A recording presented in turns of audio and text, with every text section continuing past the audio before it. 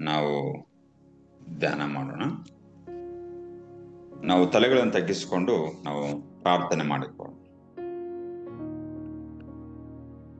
ಪರಿಶುದ್ಧನು ಪರಿಶುದ್ಧನು ಪರಿಶುದ್ಧನು, ಅತಿ ಉನ್ನತವಾದ ಸ್ಥಾನದಲ್ಲಿ ವಾಸವಾಗಿರುವಂತ ನಮ್ಮ ಪರಲೋಕ ತಂದೆಯಾದ ದೇವರೇ, ನಿಮ್ಮ ಘನವುಳ್ಳ ನಾಮಕ್ಕಾಗಿ ನಾವು ಸ್ತೋತ್ರ ಮಾಡುತ್ತೇವೆ ಸ್ವಾಮಿ.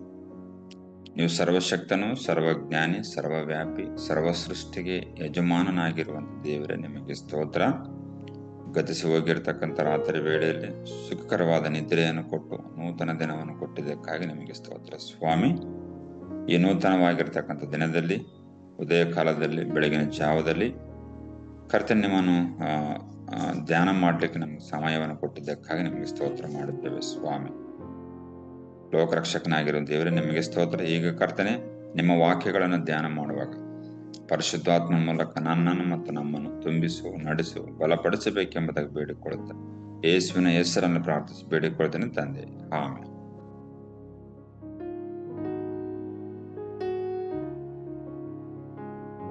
ದೇವರಿಗೆ ಸ್ತೋತ್ರ ಉಂಟಾಗಲಿ. ಈ ದಿವಸ ಅಕ್ಟೋಬರ್ 10, ಭರವಸೆಯಲ್ಲಿ ಸಮಾಧಾನ ಎಂಬುದಾಗಿ. ಭರವಸೆಯಲ್ಲಿ ಸಮಾಧಾನ. ಇದಕ್ಕೆ ಸತ್ಯವೇದದ ವಾಕ್ಯ ಯಾವುದಂದ್ರೆ, ರೋಮಾಪುರದವರಿಗೆ ಬರೆದ ಪತ್ರಿಕೆ 8ನೇ ಅಧ್ಯಾಯ ವಚನ 1 ನಾವು ಧ್ಯಾನ ಮಾಡೋಣ. ರೋಮಾಪುರದ ಬರೆದ ಪತ್ರಿಕೆ 8ನೇ ಅಧ್ಯಾಯ ವಚನ 1. ಇಲ್ಲಿ ಹೆಡ್ಡಿಂಗ್ ಅನ್ನು ನಾವು ನೋಡೋಣ. ಪವಿತ್ರ ಆತ್ಮನು ನಂಬಿರುವವರನ್ನು ಪಾಪ ಮರಣಗಳಿಂದ ಬಿಡಿಸಿ ಅವರನ್ನು ದೇವರ ಮಕ್ಕಳಾಗ ಮಾಡಿದ್ದು ಎಂಬುದಾಗಿ. ಅದರ ಮತ್ತೊಂದು ಸರ್ವೋತ್ತನೆ, ಪವಿತ್ರ ಆತ್ಮನು ನಂಬಿರುವವರನ್ನು ಪಾಪ ಮರಣಗಳಿಂದ ಬಿಡಿಸಿ ಅವರನ್ನು ದೇವರ ಮಕ್ಕಳಾಗ ಮಾಡಿದ್ದು ಎಂಬುದಾಗಿ. ವಚನದಲ್ಲಿ 1ನೇ ವಚನದಲ್ಲಿ, 8ನೇ ಅಧ್ಯಾಯ 1ನೇ ವಚನದಲ್ಲಿ, ಆದುದರಿಂದ ಕ್ರಿಸ್ತ ಯೇಸುವಿನಲ್ಲಿ ಇರುವವರಿಗೆ ಅಪರಾಧ ನಿರ್ಣಯವು ಈಗ ಇಲ್ಲವೇ ಇಲ್ಲ ಎಂಬುದಾಗಿ. ಈ ಒಂದು ವಚನದ ಆಧಾರದ ಮೇಲೆ ನಾವು ಸ್ವಲ್ಪ ಮಟ್ಟಿಗೆ ದೈವ ವಾಕ್ಯವನ್ನು ನಾವು ಧ್ಯಾನ ಮಾಡಿಕೊಳ್ಳೋಣ. ಈ ವಚನದ ಆಧಾರದ ಮೇಲೆ ಭರವಸೆಯ ಸಮಾಧಾನ ಎಂಬುದಾಗಿ ನಮಗೆ ತಲೆ ಬರಹ ಇದೆ. ಕರ್ತನಲ್ಲಿ ಪ್ರೀತಿಯುಳ್ಳ ದೇವಜನರೇ, ಯಹೂದ ಧರ್ಮಶಾಸ್ತ್ರದ ಮೂಲಕವಾಗಿ ಪ್ರತಿ ಮಾನವರಿಗೂ ಕೂಡ ಅಪರಾಧ ನಿರ್ಣಯ ಉಂಟಾಗುತ್ತದೆ. ಯಹೂದ ಧರ್ಮಶಾಸ್ತ್ರದ ಪ್ರಕಾರವಾಗಿ ಧರ್ಮಶಾಸ್ತ್ರವು ನಮಗೆ ಮರಣದಂಡನೆಯನ್ನು ನೀಡ್ತಾ ಇದೆ. ಹೌದು, ಧರ್ಮಶಾಸ್ತ್ರವು ಮರಣದಂಡನೆಯನ್ನು ಕೊಡ್ತಾ ಇದೆ. ಯಾಕಂದ್ರೆ ನಾವು ಎಷ್ಟೇ ಪ್ರಯಾಸ ಪಟ್ಟರೂ ಕೂಡ ಧರ್ಮಶಾಸ್ತ್ರದ ಎಲ್ಲಾ ನಿಬಂಧನೆಗಳನ್ನು ನೆರವೇರಿಸುವುದಕ್ಕೆ ಆಗುವುದಿಲ್ಲ. ನಾವೇನೇ ಮಾಡಿದ್ರು ಕೂಡ ಧರ್ಮಶಾಸ್ತ್ರದ ಎಲ್ಲಾ ಒಡಂಬಡಿಕೆಗಳು, ನಿಬಂಧನೆಗಳು, ಆಜ್ಞೆಗಳು, ಸೂಕ್ತಿಗಳು ಇವ್ಯಾವ ಎಲ್ಲವನ್ನು ಕೂಡ ನೆರವೇರಿಸಲಿಕ್ಕೆ ಆಗುವುದಿಲ್ಲ. ಧರ್ಮಶಾಸ್ತ್ರ ಹೇಳುವುದೇನೆಂದ್ರೆ, ಒಂದನ್ನು ಮಾತ್ರ ತುಂಬಾ ಒತ್ತಿ ಹೇಳ್ತದೆ. ಏನಂತಂದ್ರೆ, ನಿನ್ನ ದೇವರಾಗಿರುವ ಕರ್ತನನ್ನು ನೀನು ಪೂರ್ಣ ಹೃದಯದಿಂದ ನೀನು ಪ್ರೀತಿಸಬೇಕೆಂಬುದಾಗಿ ಹೇಳ್ತದೆ. ಅದು ಎಲ್ಲಿದೆ ಎಂಬುದಾಗಿ ನಾವು ನೋಡುವುದಾದರೆ, ಧರ್ಮೋಪದೇಶ ಕಾಂಡ 6ನೇ ಅಧ್ಯಾಯ ವಚನ 5ರಲ್ಲಿ ಈಗ ಬರೆಯಲ್ಪಟ್ಟಿದೆ, ನೀವು ನಿಮ್ಮ ದೇವರಾದ ಯೆಹೋವನನ್ನು ಪೂರ್ಣ ಹೃದಯದಿಂದಲೂ, ಪೂರ್ಣ ಪ್ರಾಣದಿಂದಲೂ, ಪೂರ್ಣ ಶಕ್ತಿಯಿಂದಲೂ ಪ್ರೀತಿಸಬೇಕು ಎಂಬುದಾಗಿ ಧರ್ಮೋಪದೇಶ ಕಾಂಡ 6:5ರಲ್ಲಿ ನಾವು ನೋಡ್ತೇವೆ. ಅಂದ್ರೆ ದೇವರು ತನ್ನ ಜನಾಂಗಕ್ಕೆ ಈ ರೀತಿಯಲ್ಲಿ ಅವ್ರು ಹೇಳ್ತಾ ಇದ್ದಾರೆ. ಧರ್ಮಶಾಸ್ತ್ರ ಮೂಲಕವಾಗಿ ದೇವರು ಮಾತನಾಡ್ತಾ ಇದ್ದಾರೆ ಇಸ್ರಾಯೇಲ್ ಜನಾಂಗಕ್ಕೆ. ನಿನ್ನ ದೇವರಾಗಿರೋ ಕರ್ತ ನಿನ್ನ ಪೂರ್ಣ ಹೃದಯದಿಂದಲೂ, ಪ್ರಾಣದಿಂದಲೂ, ಮನಸ್ಸಿನಿಂದಲೂ, ನಿನ್ನ ಪೂರ್ಣ ಶಕ್ತಿಯಿಂದಲೂ ಪ್ರೀತಿಸಬೇಕು ಎಂಬುದಾಗಿ. ಹಾಗಾದ್ರೆ ಈ ಆಜ್ಞೆಯನ್ನು ಯಾರು ಸಂಪೂರ್ಣವಾಗಿ ಪಾಲಿಸಲಿಕ್ಕೆ ಸಾಧ್ಯ ಆಗ್ತದ? ಯಾರ ಕೈಲೂ ಆಗಂಗಿಲ್ಲ. ಹೇಳ್ಬೇಕಂತಂದ್ರೆ ನಾವು ಧರ್ಮಶಾಸ್ತ್ರದ ಪ್ರಕಾರವಾಗಿ ಮಾತನಾಡ್ತಿದ್ದೇವೆ. ಈಗ ನಾವು ಧ್ಯಾನ ಮಾಡ್ತಿದ್ದೇವೆ, ಧರ್ಮಶಾಸ್ತ್ರದ ಪ್ರಕಾರವಾಗಿ ಧ್ಯಾನ ಮಾಡ್ತಾ ಇದ್ದೇವೆ. ಈ ರೀತಿಯಲ್ಲಿ ಅಂತಂದ್ರೆ ನಿನ್ನ ಪೂರ್ಣ ಹೃದಯದಿಂದಲೂ, ನಿನ್ನ ಪೂರ್ಣ ಪ್ರಾಣದಿಂದಲೂ, ನಿನ್ನ ಪೂರ್ಣ ಮನಸ್ಸಿನಿಂದಲೂ, ನಿನ್ನ ಪೂರ್ಣ ಶಕ್ತಿಯಿಂದಲೂ ಪ್ರೀತಿಸಬೇಕೆಂಬುದಾಗಿ ಧರ್ಮಶಾಸ್ತ್ರ ಹೇಳ್ತದೆ. ಮತ್ತೆ ಈ ಆಜ್ಞೆ ಯಾರು ಸಂಪೂರ್ಣವಾಗಿ ಪಾಲಿಸಲಿಕ್ಕೆ ಸಾಧ್ಯ ಆಗುತ್ತದ? ಹೇಳ್ಬೇಕಂದ್ರೆ ಯಾರ ಕೈಲೂ ಕೂಡ ಆಗುವುದಿಲ್ಲ. ಮತ್ತೆ ಧರ್ಮಶಾಸ್ತ್ರ ಹೇಳ್ತಾ ಇದೆ, ಮತ್ತೊಬ್ಬನದನ್ನು ನೀನು ಆಶಿಸಬೇಡ ಎಂಬುದಾಗಿ. ಸೊ ಈ ಪ್ರೀತಿಸಬೇಕೆನ್ನುವಂಥದ್ದು ಮಾರ್ಕ್ 12:30 ಕೂಡ ಬರೆಯಲ್ಪಟ್ಟಿದೆ. ಮಾರ್ಕನ ಸುವಾರ್ತೆ 12:30 ಕೂಡ ಸೇಮ್ ವಚನ ಕೂಡ ಇದೆ. ಅಲ್ಲಿ ಯೇಸು ಸ್ವಾಮಿ ಅವರು 2 ಆಜ್ಞೆಗಳನ್ನು ಕೊಡ್ತಾರೆ ಮನುಷ್ಯರಿಗೆ. 2 ಆಜ್ಞೆಗಳನ್ನು, ಒಂದು ದೇವರನ್ನು ಪ್ರೀತಿಸಬೇಕು, ಮತ್ತೊಂದು ಮನುಷ್ಯರನ್ನು ಪ್ರೀತಿಸಬೇಕೆಂಬುದಾಗಿ. ನಾವಿಲ್ಲಿ ಮತ್ತೆ ನಾವು ನೋಡ್ತಿದ್ದೇವೆ, ಹಳೆ ಒಡಂಬಡಿಕೆ ಪ್ರಕಾರವಾಗಿ ಮತ್ತೊಬ್ಬರದನ್ನು ಆಶಿಸಬೇಡ ಎಂಬುದಾಗಿ ವಿಮೋಚನ ಕಾಂಡ 20:17 ವಚನದಲ್ಲಿ ಕೂಡ ನಾವು ನೋಡ್ತಿದ್ದೇವೆ. ಅಲ್ಲಿ ಹೀಗೆ ಬರೆಯಲ್ಪಟ್ಟಿದಲ್ಲಿ, ವಿಮೋಚನ ಕಾಂಡ 20:17 ವಚನದಲ್ಲಿ ಹೀಗೆ ಬರೆಯಲ್ಪಟ್ಟಿದೆ, ಮತ್ತೊಬ್ಬನ ಮನೆಯನ್ನು ಆಶಿಸಬಾರದು, ಮತ್ತೊಬ್ಬನ ಹೆಂಡತಿ, ಗಂಡಾಳು, ಹೆಣ್ಣಾಳು, ಎತ್ತು, ಕತ್ತೆ ಮುಂತಾದ ಯಾವುದನ್ನು ಆಶಿಸಬಾರದು ಎಂಬುದನ್ನು ಕೂಡ ನಾವು ನೋಡ್ತಾ ಇದ್ದೇವೆ. ಕರ್ತನಲ್ಲಿ ಪ್ರೀತಿಯುಳ್ಳ ದೇವ ಜನರೇ, ಈ ಆಜ್ಞೆಗೆ ಯಾರು ಸಂಪೂರ್ಣವಾಗಿ ವಿಧೇಯರಾಗಲು ಸಾಧ್ಯ ಎಂಬುದಾಗಿ ನಾವು ನೋಡೋದಾದ್ರೆ, ಇದನ್ನು ಕೂಡ ಸಂಪೂರ್ಣವಾಗಿ ಪಾಲಿಸಲಿಕ್ಕೆ ಆಗುವುದಿಲ್ಲ. ಯಾಕಂತಂದ್ರೆ ನಮ್ಮ ಹೃದಯವು, ನಮ್ಮ ಸ್ವಭಾವವು ಕೆಟ್ಟದ್ದಾಗಿರೋದ್ರಿಂದ ಅಪರಿಶುದ್ಧವಾಗಿರುತ್ತದೆ. ನಾವು ದೇವರ ದೃಷ್ಟಿಯಲ್ಲಿ ನೀತಿವಂತರೆಂದು ನಿರ್ಣಯಿಸಲ್ಪಡುವುದಾದರೂ ಕೂಡ ಹೇಗೆ ಎಂಬುದಾಗಿ ನಾವು ಪ್ರಶ್ನೆ ಮಾಡಿಕೊಂಡ್ರೆ, ದೇವರ ದೃಷ್ಟಿಯಲ್ಲಿ ನಾವು ನೀತಿವಂತರ ಆಗಬೇಕೆಂಬುದಾಗಿ ನಿರ್ಣಯಿಸಲ್ಪಡುವುದು ಹೇಗೆ ಎಂಬುದಾಗಿ ನಾವು ಪ್ರಶ್ನೆ ಮಾಡಿಕೊಂಡ್ರೆ ನಮಗದು ಸಾಧ್ಯವಿಲ್ಲ. ಅದು ಅಸಾಧ್ಯವಾಗಿರ್ತಕ್ಕಂಥ ಮಾತು. ಬದಲಾಗಿ ಧರ್ಮಶಾಸ್ತ್ರವು ನಮ್ಮನ್ನು ಮರಣಕ್ಕೆ ಒಳಪಡಿಸುತ್ತದೆ. ಧರ್ಮಶಾಸ್ತ್ರ ನಮ್ಮನ್ನು ಮರಣಕ್ಕೆ ಒಳಪಡಿಸುತ್ತದೆ ಎಂಬುದಾಗಿ ನಾವು ತಿಳ್ಕೊಳ್ಬೇಕು. ಈಗ ನಾವು ಹೊಸ ಒಡಂಬಡಿಕೆಯಲ್ಲಿ ಭಕ್ತನಾಗಿರ್ತಕ್ಕಂಥ ಪೌಲನು ರೋಮಾಪುರದವರಿಗೆ ಹೀಗೆ ಹೇಳ್ತಾ ಇದ್ದಾನೆ, ಆದಾದರಿಂದ ಕ್ರಿಸ್ತ ಯೇಸುವಿನಲ್ಲಿ ಇರುವವರಿಗೆ ಅಪರಾಧ ನಿರ್ಣಯವು ಈಗ ಇಲ್ಲವೇ ಇಲ್ಲ ಎಂಬುದಾಗಿ. ಈ 1ನೇ ವಚನದಲ್ಲಿ ನಾವು ಅಪರಾಧ ನಿರ್ಣಯ ಹಾಗೂ ಮರಣದಿಂದ ಪಾರಾಗುವ ಮಾರ್ಗವನ್ನು ನಾವು ಕಂಡುಕೊಳ್ತಾ ಇದ್ದೇವೆ. ಅಲ್ಲಿ ಹಳೆ ಒಡಂಬಡಿಕೆಯಲ್ಲಿ ನಮಗೆ ಸಿಗ್ತಾ ಇಲ್ಲ. ಮರಣದಿಂದ ಪಾರಾಗುವಂಥದ್ದು ನಮಗೆ ಸಿಗ್ತಾ ಇಲ್ಲ ಸರಿಯಾಗಿ. ಆದ್ರೆ ಇಲ್ಲಿ ಮಾತ್ರ, ಹೊಸ ಒಡಂಬಡಿಕೆಯಲ್ಲಿ ಮಾತ್ರ ಮರಣದಿಂದ ಪಾರಾಗುವಂತ ಒಂದು ಭರವಸೆಯ ಸಮಾಧಾನ, ಒಂದು ಭರವಸೆಯ ನಂಬಿಕೆ ಮಾತ್ರ ನಮಗಿಲ್ಲಿ ಸಿಗ್ತಾ ಇದೆ. ರೋಮ 8:1 ನಮಗೆ ಸಿಗ್ತಾ ಇದೆ. ನಾವಿಲ್ಲಿ ಕಂಡುಕೊಳ್ತಾ ಇದ್ದೇವೆ, ಮರಣದಿಂದ ಪಾರಾಗುವಂತ ಒಂದು ಮಾರ್ಗವನ್ನು ನಾವು ಕಂಡುಕೊಳ್ತಾ ಇದ್ದೇವೆ. ಈ 1ನೇ ವಚನದಲ್ಲಿ ನಾವು ಕ್ರಿಸ್ತ ಯೇಸುವಿನಲ್ಲಿ ಇರುವುದಾದರೆ ನಮಗೆ ಅಪರಾಧ ನಿರ್ಣಯವು ಇರುವುದಿಲ್ಲ ಎಂಬುದಾಗಿ ಭಕ್ತನಾಗಿರ್ತಕ್ಕಂಥ ಪೌಲನು ರೋಮ ಸಭೆಯವರಿಗೆ ಹೇಳ್ತಾ ಇದ್ದಾನೆ. ನಾವು ಕ್ರಿಸ್ತನಲ್ಲಿ ಇರುವುದಾದರೆ ನಮಗೆ ಅಪರಾಧ ನಿರ್ಣಯವು ಇರುವುದಿಲ್ಲ. ಕ್ರಿಸ್ತನಲ್ಲಿ ಇರುವುದಂತಂದ್ರೆ ಅರ್ಥ ಏನು? ನಾವು ಕ್ರಿಸ್ತನಲ್ಲಿ ಇರಬೇಕಂದ್ರೆ ಅರ್ಥ ಏನು? ಆತನನ್ನು ನಂಬಬೇಕು, ಆತನನ್ನ ಕರ್ತನನ್ನಾಗಿಯೂ ರಕ್ಷಕನನ್ನಾಗಿಯೂ ನಾವು ಅಂಗೀಕಾರ ಮಾಡಿಕೊಳ್ಳಬೇಕು ಮತ್ತು ನಮ್ಮ ಜೀವಿತಗಳನ್ನು ಆತನೇ ಆಳಬೇಕು. ಅದನ್ನ ನಾವು ದೇವರಿಗಾಗಿ ಅನುಮತಿಸುವವರಾಗಿರ್ಬೇಕು. ಇದು ಪಾಯಿಂಟ್ ಅಂತಂದ್ರೆ, ಅಂದ್ರೆ ನಮ್ಮ ಜೀವಿತಗಳನ್ನು ಸೈತಾನನ ಆಳಬಾರದು, ಸೈತಾನನಿಗೆ ಆಳಲಿಕ್ಕೆ ನಾವು ಅನುಮತಿ ಕೊಡಕೂಡದು. ಕ್ರಿಸ್ತನು ನಮ್ಮ ಜೀವಿತಗಳನ್ನು ಆಳಬೇಕು, ಕ್ರಿಸ್ತನಿಗೆ ನಾವು ಅನುಮತಿ ಕೊಡಬೇಕು, ನಮ್ಮ ಜೀವಿತಗಳನ್ನು ನೀನು ಪರಿಪಾಲನೆ ಮಾಡಬೇಕು ಎಂಬುದಾಗಿ. ಸೊ ಆ ರೀತಿಯಲ್ಲಿ ನಾವು ಜೀವಿಸಿದಾಗ ಮಾತ್ರ ನಾವು ಮರಣದಿಂದ ಪಾರಾಗುತ್ತೇವೆ. ನಮಗೆ ನ್ಯಾಯ ನಿರ್ಣಯ ಎನ್ನುವಂಥದ್ದು ಇರುವುದಿಲ್ಲ ಎಂಬುದಾಗಿ ಈ ವಚನದಲ್ಲಿ ನಾವು ನೋಡ್ತೇವೆ. ಕರ್ತನಲ್ಲಿ ಪ್ರೀತಿಯುಳ್ಳ ದೇವಜನರೇ, ನಾವು ಕ್ರಿಸ್ತನಲ್ಲಿರುವಾಗ ನಮ್ಮ ಪಾಪಗಳು ಕ್ಷಮಿಸಲ್ಪಟ್ಟು ತೊಳೆಯಲ್ಪಡುತ್ತವೆ.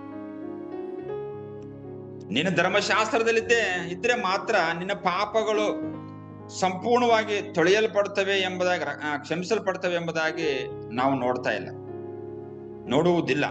ಆದ್ರೆ ನೀನು ಕ್ರಿಸ್ತನಲ್ಲಿರುವಾಗ ಮಾತ್ರ ನಿನ್ನ ಪಾಪಗಳು ಕ್ಷಮಿಸಲ್ಪಟ್ಟು ತೊಳೆಯಲ್ಪಡುತ್ತವೆ ಎಂಬುದಾಗಿ ನಾವು ನೋಡ್ತಾ ಇದ್ದೇವೆ.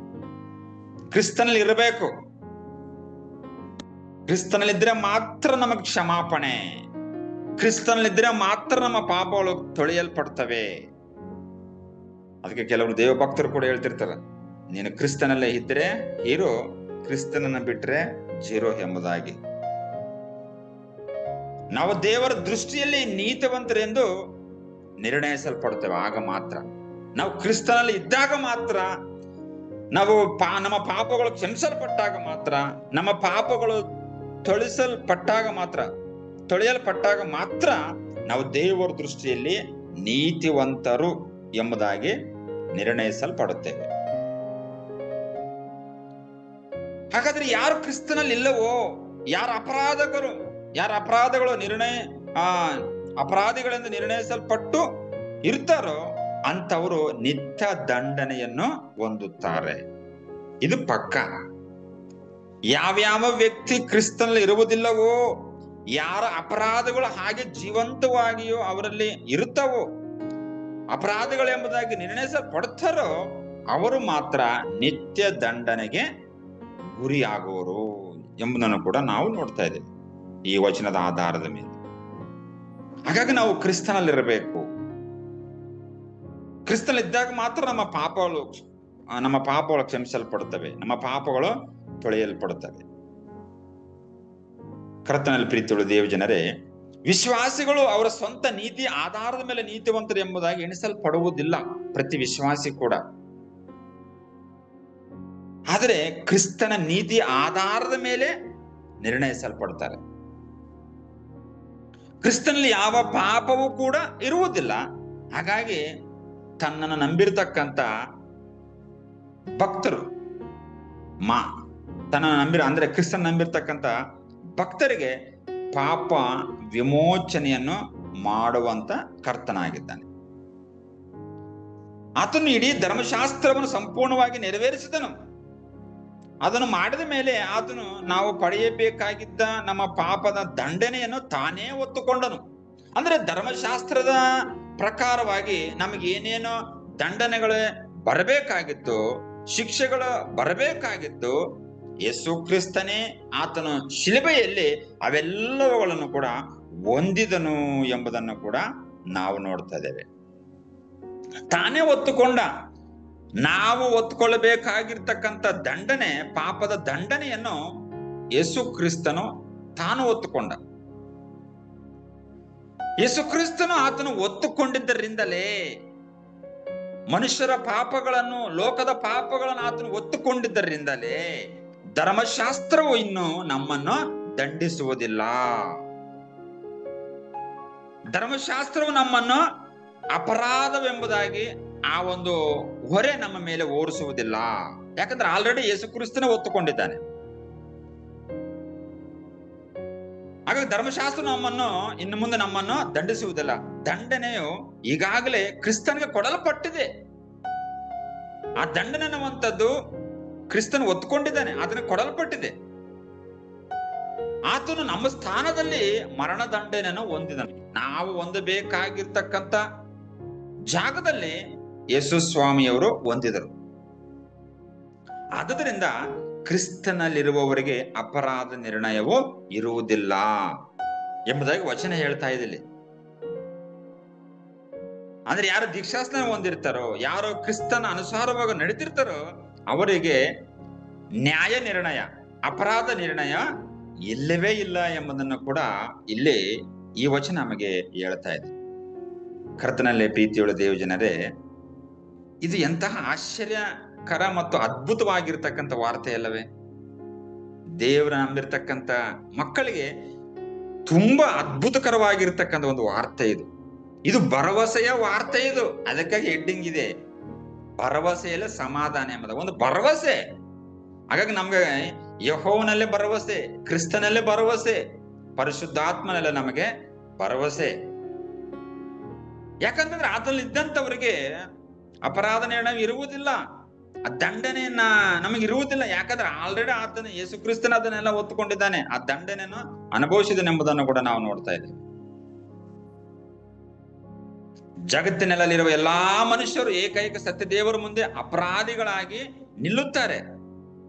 ಪ್ರತಿ ಮಾನವನು ಕೂಡ, ಜಗತ್ತಿನಲ್ಲಿರುವ ಪ್ರತಿ ಮನುಷ್ಯರು ಏಕೈಕ ಸತ್ಯ ದೇವರ ಮುಂದೆ ಅಪರಾಧಿಗಳಾಗಿ ನಿಲ್ಲುತ್ತಾರೆ. ಆದರೆ ಇಲ್ಲಿ ಕ್ರಿಸ್ತನಲ್ಲಿ ದೇವರವರಿಗೆ ದಂಡನೆಯಿಂದ ತಪ್ಪಿಸಿಕೊಳ್ಳುವ ಮಾರ್ಗವನ್ನು ತೋರಿಸ್ತಾ ಇದ್ದಾನೆ. ಇಲ್ಲಿ ದೇವರು ಮಾತ್ರ ಏನ್ ನಮಗೆ ಒಂದು ಮಾರ್ಗವನ್ನು ಕೊಟ್ಟಿದ್ದಾನೆ, ಒಂದು ಆಯ್ಕೆಯನ್ನು ಕೊಟ್ಟಿದ್ದಾನೆ ಅಂದ್ರೆ, ನೀವೆಲ್ಲರೂ ಕೂಡ ಕ್ರಿಸ್ತನನ್ನು ನೀವು ನಂಬಿದ್ದೇ ಆದರೆ, ನೀವು ಕ್ರಿಸ್ತನಲ್ಲಿ ವಿಶ್ವಾಸಿಕರು, ನೀವು ಕ್ರಿಸ್ತನಲ್ಲಿ ದೀಕ್ಷಾಸ್ನಾನ ಹೊಂದಿದ್ದೇ ಆದರೆ ನೀವು ದಂಡನೆಯಿಂದ ತಪ್ಪಿಸಿಕೊಳ್ಳುತ್ತೀರಿ ಎಂಬುದಾಗಿ ಒಂದು ಮಾರ್ಗವನ್ನು ದೇವರು ನಮಗೆ ತೋರಿಸಿಕೊಟ್ಟಿದ್ದಾನೆ.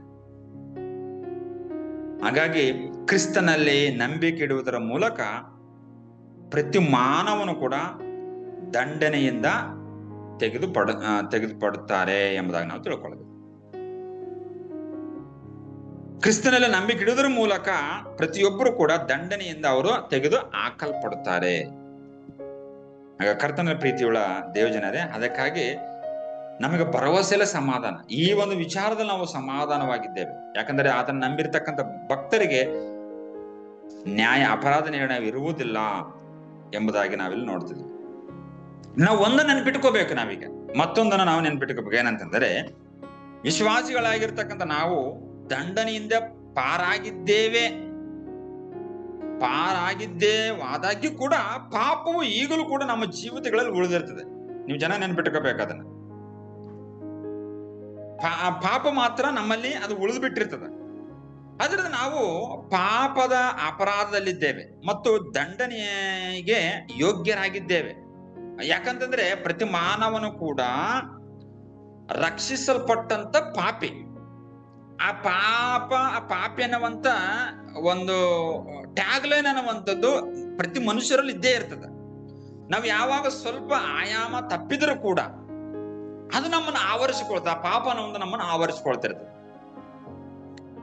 ಹಾಗಾಗಿ ನಾವು ವಿಶ್ವಾಸಿಗಳಾಗಿದ್ರು ಕೂಡ ನಾವು ದಂಡನೆ ಪಾರಾಗಿದ್ದೇವೆ. ಆದಾಗ್ಯೂ ಕೂಡ ಪಾಪ ಈಗಲೂ ಕೂಡ ನಮ್ಮ ಜೀವಿತಗಳಲ್ಲಿ ಉಳಿದು ಬಿಟ್ಟಿರ್ತದೆ. ಪಾಪದ ಅಪರಾಧದಲ್ಲಿದ್ದೇವೆ ಮತ್ತು ದಂಡನೆಗೆ ಯೋಗ್ಯರಾಗಿದ್ದೇವೆ ಅನ್ನುವಂಥ ರೀತಿಯಲ್ಲಿ ಇರ್ತೇವೆ. ಆದರೆ ನಾವು ನಮ್ಮ ಪಾಪಗಳಿಗೆ ಪಶ್ಚಾತ್ತಾಪ ಪಡುವುದಾದರೆ ದೇವರು ನಮ್ಮ ಪಾಪಗಳನ್ನು ನಮ್ಮ ಲೆಕ್ಕಕ್ಕೆ ಎಣಿಸುವುದಿಲ್ಲ. ಯಾವಾಗ ನಾವು ಕ್ರಿಸ್ತನಲ್ಲಿದ್ದಾಗ ಮಾತ್ರ ದೇವರು ನಮ್ಮ ಪಾಪಗಳನ್ನು ಲೆಕ್ಕಕ್ಕೆ ಎಣಿಸುವುದಿಲ್ಲ. ಆತ ನಮ್ಮನ್ನು ಅಪರಾಧಿಗಳೆಂದು ನಿರ್ಣಯಿಸುವುದಿಲ್ಲ. ಹಾಗಾಗಿ ನಾವು ಕ್ರಿಸ್ತನಲ್ಲಿದ್ದಾಗ ನಾವು ಬಹು ಜಾಗರೂಕತೆಯಿಂದ ನಮ್ಮ ಪ್ರಾಣಾತ್ಮ ಶರೀರಗಳು ಪಾಪಕ್ಕೆ ಒಳಗಾಗದಂತೆ, ಪಾಪ ಮಾಡದಂತೆ ಜಾಗರೂಕತೆಯಿಂದ ನಾವು ಕಾಪಾಡಿಕೊಳ್ಳಬೇಕು. ಆ ರೀತಿಯಲ್ಲಿ ಕಾಪಾಡಿಕೊಂಡಾಗ ಮಾತ್ರ ನಮಗೆ ನ್ಯಾಯ ನಿರ್ಣಯ ಅನ್ನುವಂಥದ್ದು ಇರುವುದಿಲ್ಲ. ಕರ್ತನ ಪ್ರೀತಿಯುಳ್ಳ ದೇವಜನರೇ, ಈಗ ಒಬ್ಬ ದೈವ ಭಕ್ತರ ಬಗ್ಗೆ ನಾವು ನೋಡೋಣ. ಚರಿತ್ರೆ FW ಕೃಮಾಕರ್ ಅನ್ನುವಂತ ಒಬ್ಬ ದೈವ ಭಕ್ತರು. ಇವರು ಜರ್ಮನ್ ದೇಶದ ಒಂದು ಸುಧಾರಣಾ ರೀತಿಯಲ್ಲಿ ಜೀವನ ಮಾಡಿರ್ತಕ್ಕಂಥ ಒಬ್ಬ ವ್ಯಕ್ತಿ. ಜರ್ಮನ್ ದೇಶವನ್ನೇ ಒಂದು ಸುಧಾರಣೆಯಾಗಿ ಮಾಡಿರ್ತಕ್ಕಂಥ ಒಬ್ಬ ವ್ಯಕ್ತಿ. ಇವರು ಯಾವಾಗ ಹುಟ್ಟುತ್ತಾರೆ ಅಂತಂದ್ರೆ ಜನವರಿ 28, 1796 ಇವರು ಹುಟ್ಟುತ್ತಾರೆ. ಇವರು ಒಬ್ಬ ಧರ್ಮೋಪದೇಶಕ ಫೆಡ್ರಿಕ್ ವಿಲ್ಮಲ್ ಕೃಮಾಕರ್ ಎಂಬುದಾಗಿ ಇವರ ಪೂರ್ತಿ ಹೆಸರು. ಇವರು ಬೈಬಲ್ ಮಾತ್ರ ಪ್ರತಿಯೊಬ್ಬರಿಗೂ ಜೀವನ ಎನ್ನುವಂತ ರೀತಿಯಲ್ಲಿ ಎದ್ದು ಕಾಣುವ ಮತ್ತು ಶಕ್ತಿಯುತವಾಗಿರತಕ್ಕಂಥ ಧರ್ಮೋಪದೇಶಗಳಿಗೆ ಇವರು ಹೆಸರುವಾಸಿಯಾಗಿದ್ದರು. ಅಂದ್ರೆ ಆ ರೀತಿಯಲ್ಲಿ ಇವರು ಬೋಧನೆಗಳನ್ನು ಮಾಡ್ತಾ ಇದ್ರು ಜರ್ಮನ್ ದೇಶದಲ್ಲಿ. ಇವರು ಬೋಧನೆಗಳನ್ನು ಮಾಡ್ತಾ ಇದ್ರು. ನಂತರದಲ್ಲಿ ಇವರು ಕೆಲವೊಂದು ಪುಸ್ತಕಗಳನ್ನು ಕೂಡ ಬರೆದರು. ಇವರು ಒಂದು ಶ್ರೇಷ್ಠವಾಗಿರ್ತಕ್ಕಂಥ ಪುಸ್ತಕ ಏನಂದ್ರೆ ದ ಸಫರಿಂಗ್ ಸೇವಿಯರ್ ಎಂಬುದಾಗಿ.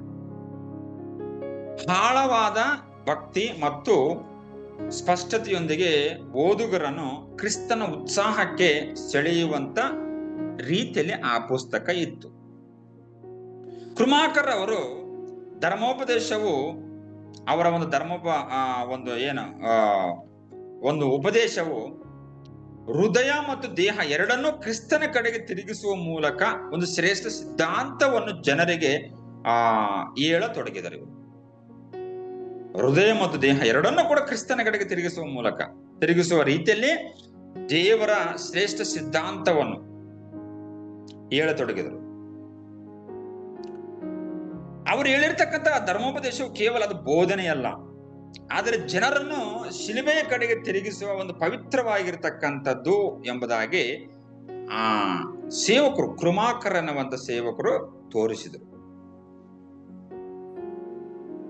ಧರ್ಮ ಗ್ರಂಥವನ್ನು ನಂಬಿಕೆ ಮತ್ತು ಉತ್ಸಾಹದಿಂದ ನಾವು ಪ್ರೀತಿಸಿದಾಗ, ಅಂದ್ರೆ ಬೈಬಲ್ ಅನ್ನು ನಂಬಿಕೆಯಿಂದ ಮತ್ತು ವಿಶ್ವಾಸದಿಂದ ಉತ್ಸಾಹದಿಂದ ನಾವು ಪ್ರೀತಿಸಿದಾಗ ಭಕ್ತರು ಏನ್ ಮಾಡ್ತಾರೆ ಅಂತಂದ್ರೆ, ಆ ರೀತಿಯಲ್ಲಿ ಪ್ರೀತಿಸಿದಾಗ ಕಂಪಲ್ಸರಿ ಮತ್ತಷ್ಟು ದೈವಿಕವಾದ ರೀತಿಯಲ್ಲಿ ಬೆಳೆಯಲಿಕ್ಕೆ ಆಗುತ್ತೆ ಎಂಬುದನ್ನು ಕೂಡ ಇಲ್ಲಿ ದೈವ ಭಕ್ತರು ಕೃಮಾಕರ್ ಅವರು ಹೇಳ್ತಾ ಇದ್ದಾರೆ. ಹಾಗಾಗಿ ನೀವು ಧರ್ಮ ಗ್ರಂಥವನ್ನು ಪ್ರೀತಿಸಬೇಕು, ಕ್ರಿಸ್ತನನ್ನು ಪ್ರೀತಿಸಬೇಕು. ನೀವು ನಂಬಿಕೆಯಲ್ಲಿ ನೀವು ಇರಬೇಕು. ಈ ರೀತಿಯಲ್ಲಿ ಇದ್ದಾಗ ಮಾತ್ರ ನೀವು ಆತನನ್ನು ಮತ್ತಷ್ಟು ಆಳವಾಗಿ ತಿಳ್ಕೊಳ್ಳಿಕ್ಕಾಗುತ್ತೆ. ಭಕ್ತರು ಕ್ರಿಸ್ತನ ಹೆಚ್ಚು ಆಳವಾಗಿ ಪ್ರೀತಿಸಲು ಮತ್ತು ಆತನಿಗಾಗಿ ನಿಷ್ಠೆಯಿಂದ ಬದುಕಲು ಆವಾಗ ಜನರು ಪ್ರಾರಂಭ ಮಾಡಿಕೊಂಡ್ರು ಎಂಬುದನ್ನು ಕೂಡ ನಾವು ನೋಡ್ತೇವೆ ಅವರು ಚರಿತ್ರೆಯಲ್ಲಿ. ಹಾಗಾಗಿ ಅಂದ್ರೆ ಒಬ್ಬ ದೈವ ಸುವಾರ್ಥಿಕನು, ಒಬ್ಬ ದೈವ ಭಕ್ತನು ಏನನ್ನು ಜನರಿಗೆ ಪರಿಚಯ ಮಾಡಿಸ್ಬೇಕಂದ್ರೆ ಕ್ರಿಸ್ತನ ಜೀವನ ಪರಿಚಯ ಮಾಡಿಸಬೇಕು, ಕ್ರಿಸ್ತನ ದೈವತ್ವವನ್ನು ಪರಿಚಯ ಮಾಡಿಸಬೇಕು, ಬೈಬಲ್ ಅನ್ನು ಪರಿಚಯ ಮಾಡಿಸಬೇಕು, ಅದರಿಂದ ಸಿಗುವಂತ ಲಾಭಗಳನ್ನು ಪರಿಚಯ ಮಾಡಿಸಬೇಕು, ನಿತ್ಯತ್ವವನ್ನು ಪರಿಚಯ ಮಾಡಿಸಬೇಕು. ಈ ರೀತಿಯಲ್ಲಿ ಪರಿಚಯ ಮಾಡಿದಾಗ ಕಂಪಲ್ಸರಿ ಏನ್ ಮಾಡ್ತಾರೆ ಅಂತಂದ್ರೆ, ಜನರು ಪ್ರೀತಿಯಿಂದ ದೇವರಿಗೆ ನಿಷ್ಠೆಯಿಂದ ಬದುಕಬೇಕು ಎಂಬುದಾಗಿ ಪ್ರಾರಂಭ ಮಾಡಿದರು ಎಂಬುದನ್ನು ಕೂಡ ಇಲ್ಲಿ ನಾವು ನೋಡ್ತಾ ಇದ್ದೀವಿ. ಕರ್ತನಲ್ಲಿ ಪ್ರೀತಿಯುಳ್ಳ ದೇವ ಜನರೇ, ಹಾಗಾಗಿ ಕೃಮಾಕರ್ ಅನ್ನುವಂತ ಜರ್ಮನ್ ಒಬ್ಬ ಮಿಷನರಿ FW ಕೃಮಾಕರ್ ಅವರು ತಮ್ಮ ನೀತಿ ಬೋಧನೆಯಿಂದ, ಬೈಬಲ್ ಬೋಧನೆಯಿಂದ ಅನೇಕರಿಗೆ ಮಾರ್ಗದರ್ಶಕನಾಗಿದ್ದುಕೊಂಡು ಅನೇಕರನ್ನು ಕ್ರಿಸ್ತನ ಬಳಿಗೆ ನಡೆಸುವಂತ ಒಂದು ಶ್ರೇಷ್ಠವಾಗಿರ್ತಕ್ಕಂಥ ಕೆಲಸ ಮಾಡಿದರು ಎಂಬುದನ್ನು ಕೂಡ ನಾವು ನೋಡ್ತಾ ಇದ್ದೇವೆ.